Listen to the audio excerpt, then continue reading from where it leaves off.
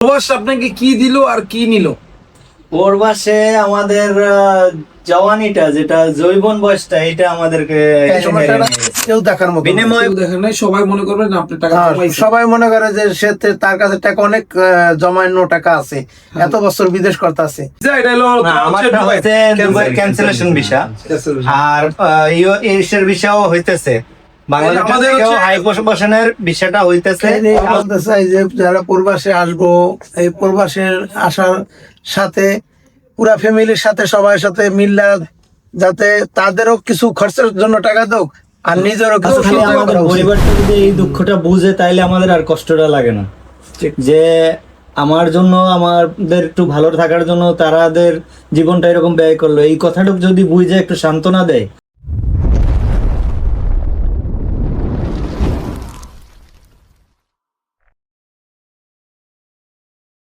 আপনি চিন্তিত ছিলেন, চিন্তিত ছিলাম। একবার লাস্ট পর্যায়ে আসছেন। আজকে 11 তারিখ না? আজকে আপনার ভিসাটা বাইরে দিয়েছে, আলহামদুলিল্লাহ। আমার আপনি খুশি? যাক, আলহামদুলিল্লাহ। আমরা অনেক খুশি। আমরা কি হয়েছে? আপনি বৃষ্টি নিয়ে আসছেন? খুশির কারণে শুরুতে বৃষ্টি নিয়ে আসছি। আচ্ছা, বৃষ্টি খাবো, বৃষ্টি লাস্টের দিকে। আচ্ছা, যাক, আলহামদুলিল্লাহ। ভাই আপনার অনেক বন্ধ হয়ে গেছে। আমি আপনাকে দিই। যাই হোক, এখন বৃষ্টি ভালো হতো মাশাআল্লাহ। আজকে গরম বানাইছে। আচ্ছা, এখন কথা হচ্ছে,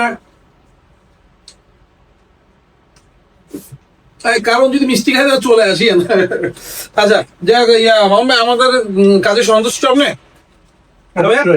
যাক, সন্তুষ্ট আমাদের কাছ থেকে আসতে পারে মানুষ ইনশাআল্লাহ। আপনারও তো টিকটক দেখে আমিও আসছেন। টিকটক দেখে আসছি, জি। আর এখানে কোনো কথা শিখিয়ে দেওয়া হয় না, বলা হয় না। জি। ঠিক আছে ভাই, নিজে বলছে আপনার যে মনে ব্যক্তিগত কথা বলেন, তাতে শুনে যদি মানুষ খুশি হয় বা রাজি হয় বা একিন করে, তাহলে যেন আসে। আচ্ছা, পরে অনেকে তো বলে যে বাংলাদেশ থেকে ভিসা হয় না, বাংলাদেশে ভিসা বন্ধ, এই বিষয়ে উনি এটা যেটা ভিসা, এটা হলো আমারটা হচ্ছে দুবাই ক্যান্সেলেশন ভিসা, আর এশিয়ার ভিসাও হইতেছে, বাংলাদেশ আমাদের থেকেও হচ্ছে- হাই প্রমোশনের ভিসাটা হইতেছে। কালকেও আমার সামনে এই বিষয়টা বের হয়েছে, কালকে এই বিষয়টা কালকে আসছে, আমার সামনে বের করেছে, দেখলাম কালকে এটা রিপ্লাই ঠিক আছে। এখন আরেকটা কথা হচ্ছে কি, এই যে দুবাইতে একটা বিষয় যে একজন আরেকজনের কিন্তু বন্ধু। হ্যাঁ, আপনি কি বলেন জানি আমি তার বন্ধু। বন্ধু, কিন্তু এক জায়গায় তো না, আলাদা আলাদা জায়গা। আলাদা আলাদা ডিস্ট্রিক্ট, তাদের আমার বাড়ি শরীয়তপুর, আমার বাড়ি পিরোজপুর। হ্যাঁ, আমরা কিন্তু দীর্ঘ মাশাআল্লাহ- প্রায় 20-22 বছর একসাথে। কালকে যেটা আমরা বানাইলাম, হ্যাঁ, এটাও কোনো সেম ছিল। আলহামদুলিল্লাহ, আমরা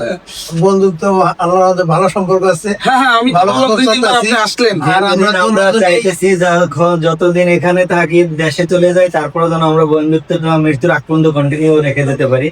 অবশ্যই অবশ্যই। আসলে দুবাইতে এমনই হওয়া উচিত, একজন আরেকজনের বন্ধু হওয়া উচিত। বুঝতে পারছেন না কি বলছি? কারণ এখানে দুবাইতে মা বাপ ভাই বোন কেউ নাই বেশিরভাগই, তাই না? যারা ফ্যামিলি ছাড়া থাকে সবাই কিন্তু এখানে একজন একজনের বন্ধু। তো ইনশাআল্লাহ এভাবেই আমাদের করা উচিত, একজন একজনের পাশে দাঁড়ানো উচিত, বিপদ আপদে দৌড়াদৌড়ি দরকার। অবশ্যই। ঠিক আছে, তো ইনশাআল্লাহ আপনারা সবাই দুবাই শহরে বা যেখানে মিডল ইস্টে থাকেন অথবা প্রবাসে থাকেন, তো আপনারা চেষ্টা করবেন যে একজন একজনের সাথে মিলেমিশে থাকার জন্য।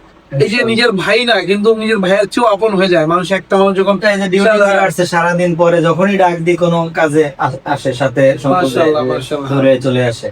সব যাক, কাজ ভালো ভালো। ভালো ইনশাআল্লাহ। এরকম। তো ইনশাআল্লাহ আপনারা যারা ক্যান্সেল ভিসা আছেন, আমিও যেন এই বন্ধুর মর্যাদাটা রাখতে পারি, চেষ্টা করবো। ইনশাআল্লাহ ইনশাআল্লাহ ইনশাআল্লাহ। তো ইনশাআল্লাহ 20-22 বছর তো অনেক লম্বা সময়। তাহলে তো- অনেক ছোট ছোট দাড়ি মোছ ওঠে না এই সময়টা। এই সময় এটা কি চলতেছে এটা? আচ্ছা, ঠিক আছে, এটা বিষয়। এখানে আমরা আরেকটা বিষয় নিয়ে আমরা কালকে থেকে একটা করছি যে ছোটখাটো যাদের 15 বছরের উপরে বা 10 বছরের উপরে বিদেশ হয়ে গেছে, তাদের হালকা করে আমরা একটু জীবন কাহিনী নেবো, যদি আপনারা মাইন্ড না করেন। তো বুঝছেন, তো আপনি কত বছর আগে আসছেন এখানে? তাও আমি এখানে আসছি 2000 সালে আসছি, 2000 সালে? জুন মাসের 7 আপনি 1997 1997 সালে? 2 বছর মাশাআল্লাহ, আগে। অনেক বছর হয়ে গেছে। তো এই তবে নিজের তরফ থেকে চেষ্টা করছি, নিজের আলগায় রাখার জন্য। পরিবারের সচ্ছলতা তেমন ভালো ছিল না, ওই থেকে পরিবারটাকে টেনে উঠাইয়ে আমার একটা ভাইকেও বাইরে নিয়ে আসছি। বাস আলহামদুলিল্লাহ, ঘর করছি, 2টা জায়গা কিনছি, আলহামদুলিল্লাহ অনেক কিছুই শুকরিয়া নিজে। হ্যাঁ, আচ্ছা, তো আরেকটা বিষয়, আপনার হচ্ছে যে প্রবাস তো অনেক বছর করছেন, নিজের ব্যক্তিগত কিছু সঞ্চয় করছেন না সব না, family? ব্যক্তিগত কিছুই করি নাই আজ পর্যন্ত, ব্যক্তিগত ভাবি নাই, ভাবছি যে সবই আমার বাবা বাবা ভাই বোন, ভাই পরিবার বোন, নিয়েই আছি। পরিবার নিয়েই আছি, ভাই বোনের সাথে সঙ্গে একসাথে এখন বাস। আহ, নিজের তরফ থেকে চেষ্টা করে যাচ্ছি আরো পরিবারকে আরো ভালো কিছু ভালো রাখার জন্য কেমনে কি করা যায়। প্রবাসীরা কিন্তু এমনই, প্রবাসীরা শুধুমাত্র যে নিজের জন্য ভাবে এমন না, আমরা কিন্তু দেখেন পকেটে 100 টাকা রাখিয়া সব টাকা বাংলাদেশে পাঠিয়ে দিই, রাইট না? হ্যাঁ, এমনই কিন্তু শুধু শুধু আমাদের না, আমি যখন যখন এখন তো মাশাআল্লাহ 7-8 বছর ধরে আপনার হচ্ছে কি বিজনেস করতেছি, আগে যখন আমারও 15 বছর হয়ে গেছে, আগে আমি মনে করেন 50 টাকা পকেটে রাখতাম না, বেতনটা পাইয়ে সঙ্গে সঙ্গে কি আমিও বাড়ির বড় ছেলে, আমিও পাঠাই দিতাম। আমিও বড় ছেলে।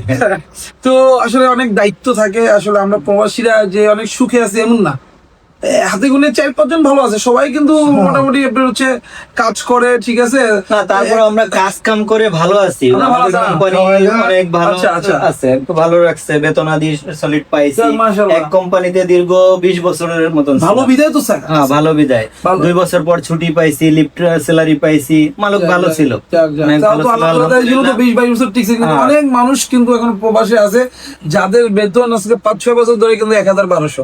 তাই না? এটা মানে না? হ্যাঁ, জি। অনেক মানুষ আছে, কোম্পানি ভালো নাই, ভালো না, সে ভালো, কিন্তু যাকে শত ভালো থাকা অবস্থাও দেখেন আমরা প্রবাসীরা ভালো একটু থাকলেও আপনার কই আলহামদুলিল্লাহ ভালো, কিন্তু এই যে আমাদের যে জীবন জৈবন, হ্যাঁ, যে সময়গুলো, হ্যাঁ, যেই বয়সে মনে করেন মানুষের একটা বয়স, হ্যাঁ, বউর সাথে বাচ্চা কাচ্চার সাথে থাকা, সেই ফ্যামিলির সাথে থাকা, সেই সময়টুকু কিন্তু আমরা সব শেষ করে বঞ্চিত দিয়েছি। ওইটা থেকে। হ্যাঁ, এটা বঞ্চিত, বাস খালি কিন্তু আমাদের পরিবারটা যদি এই দুঃখটা বুঝে তাইলে আমাদের আর কষ্টটা লাগে না, ঠিক। যে আমার জন্য, আমাদের একটু ভালো থাকার জন্য তারাদের জীবনটা এরকম ব্যয় করলো, এই কথাটুকু যদি বুঝে একটু সান্ত্বনা দেয়, তাই আর কিছু বড় কিছু চাই না, বড় কিছু প্রবাসীরা চাই না, তার বেশি কিছু চায় না। এই বড় কিছু চাই না।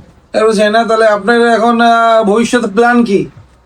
ভবিষ্যতে প্ল্যান আছে, দেখি বাস আরো কিছু বছর করে তারপর শেষে দেশে একটা কিছু করতে পারি, এরকম একটা অ্যামাউন্ট নিয়ে চলে যাব। এই প্রথমে আপনি যখন আসছেন কত বেতন ছিল আপনার? তখন বেতন আমার 450 টাকা ছিল, 450 450 দিরহাম। তারপরে আস্তে আস্তে তারপরে আস্তে আস্তে আমি কাজের শিখছি, কাজের স্পিড হয়েছে, তখন টেইলারের কাজে আসছিলাম, চলে গেছে। আচ্ছা, টেইলারের বিষয়।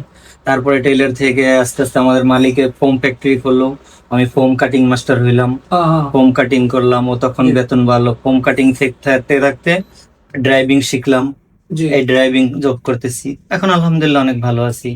ভালো না? মাসে আল্লাহ দিলে 2500-2700 বেতন আসে, আলহামদুলিল্লাহ। যাক, আলহামদুলিল্লাহ, আপনার জীবন বৃত্তান্ত আমরা একটু শুনলাম। আসলে প্রত্যেকটা প্রবাসীর এক একটা দীর্ঘ ছবি, মানে অনেকগুলো বানা যাবে না, অনেক বানানো যাবে। বলতে গেলে শেষ হবে না কথা, জি। বলতে গেলে। তো আসলে আপনার হচ্ছে প্রত্যেকটা প্রবাসীর কি করণীয় উচিত, মানে ধরেন আপনি তো মনে করেন আপনার ফ্যামিলির জন্য আলহামদুলিল্লাহ সুখে আছেন, বা যাই হোক আপনি প্রবাসী ইয়া করছেন, তো প্রত্যেকটা প্রবাসী যারা 20 বছর 25 বছর 30 বছর এই ইয়া করছে, আপনার হচ্ছে কাটাইছে, তাদের কি করণীয়? নিজের ব্যক্তিগত কি হালকা পাতলা জমা উচিত, কি মনে এক করেন আপনি? কথায় হালকা পাতলা না, মানুষ মানে আবেগ দিয়ে আমরা প্রবাসীরা বিবেক হারাই ফেলাই, এই কারণে আবেগ থেকে আমরা সবাইকে নিজের উজাড় করে দেওয়ার চেষ্টা করি। হ্যাঁ, হ্যাঁ।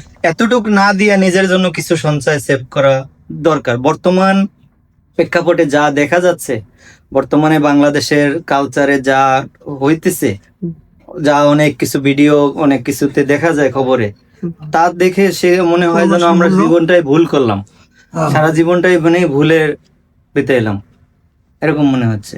এত তো শ্রম তবে দেওয়ার, কিছু- কষ্ট দেওয়ার এত পর শ্রম দেওয়ার পরে মানে কেউ শ্রমটা স্বীকার করতে রাজি না যে আমি কিছু পাইছি বা আমাকে কিছু আচ্ছা, দিচ্ছে। আপনি আরেকটা কথা, এই যে 20 বছর 22 বছর হয়ে গেছে, কতবার দেশে গেছেন আপনি? দেশে গেছি তাকরিবান 8-9 বছর। তো না না, 8-9 বছর দেশে যান না? 8-9 বছর না, কয়বার? 8-9 বার দেশে 8 গেছি। নম্বর, এই 20-22 বছরে 8-9 বার গেছেন। কয়বার গেছেন? কত মাস করেছিলেন? একবার কোনো মালিকে আমাদের ছুটির জন্যই ছিল না, 5 মাস 6 মাস থেকে আসছে, 6 মাসের 7 দিন আগেও আসছি।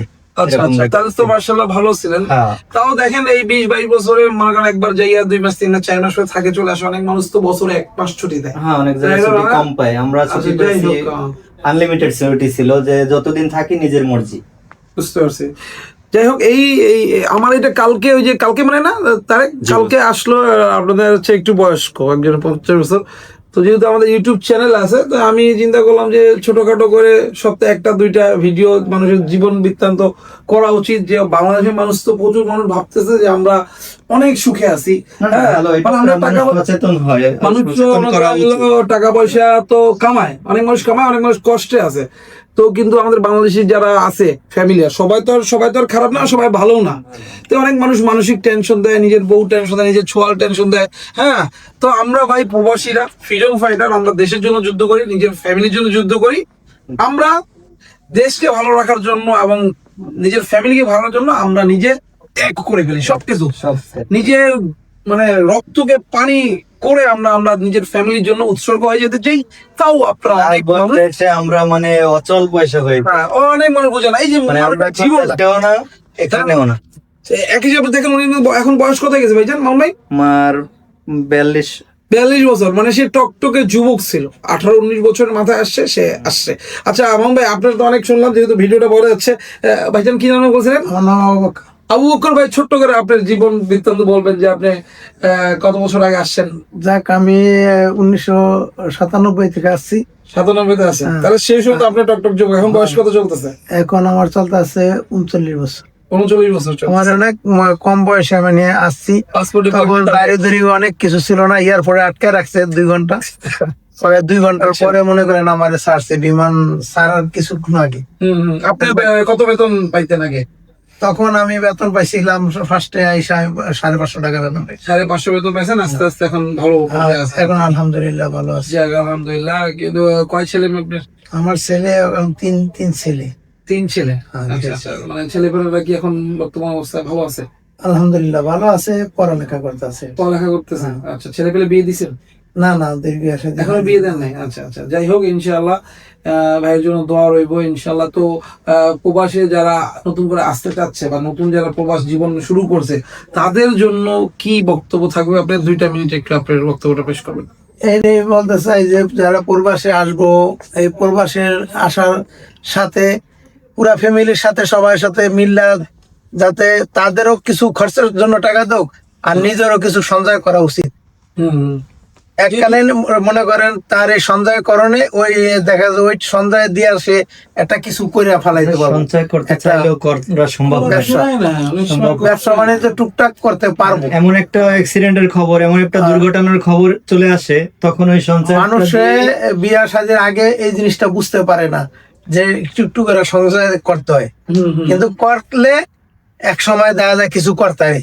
যেরকম আমরা কিছু কিছু করা কেন উচিত আমি বলি আপনাকে, যে কেন উচিত।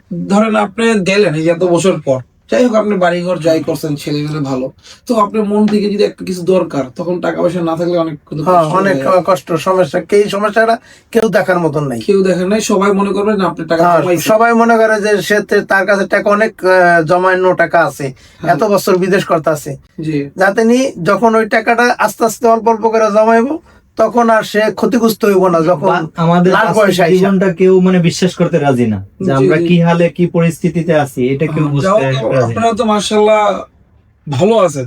অনেক মানুষ কিন্তু বেতন 1000, 1200, 1300 হ্যাঁ, টাকা অনেক কম আছে। একবারে অনেক বছর ধরে আছে। তারা এই সোনাপুরে দেখেন, আপনি চাপেলাইতে দেখেন প্রচুর মানুষ কষ্টে আছে। তো এই ভিডিওটা বানানোর উদ্দেশ্যই ভাইজানরা আমরা ইউটিউবে ইনশাল্লাহ ফেসবুকে দিব। আপনারা যারা বাংলাদেশে আছেন, মনে করেন না যে প্রবাসী অনেক ভালো আছে, হ্যাঁ, আপনারা প্রবাসীদেরকে টেনশন কম দিয়েন, যেই কয় টাকায় পাঠায়। হ্যাঁ, আমরা প্রবাসীরা বললাম না 50 দিরহামে না রাখা আমরা বাংলাদেশে টাকা পাঠিয়ে দিই। যেই কয় টাকাতে এই টাকাতে সন্তুষ্ট থাকার চেষ্টা করেন। হ্যাঁ, গরু মাছ না খাওয়া হচ্ছে, ডাইল ভাত খায়েন, কিন্তু প্রবাসী যারা আপনার স্বামী, আপনার সন্তান, আপনার ভাই যারা আছে, এই যে বড় বড় দামি গিফট চাইেন না। আমরা টাকা থাকলে আমরা পাঠাই, মানসিক প্রেশারটা মানসিক প্রেশারটা কম দিলেই ভালো হয় ইনশাল্লাহ। তো ইনশাল্লাহ আমাদের আচ্ছা, এই ভিডিও তো ছাড়া যাবে না? সারা যাবে। ছাড়া যাবে তো না? সমস্যা নেই ইনশাল্লাহ। তো আপনারা সবাই দোয়া করবেন ইনশাল্লাহ, প্রবাসীদেরকে কষ্ট কম দিবেন। ধন্যবাদ। আসসালামু আলাইকুম ওয়া রাহমাতুল্লাহি ওয়া বারাকাতুহু।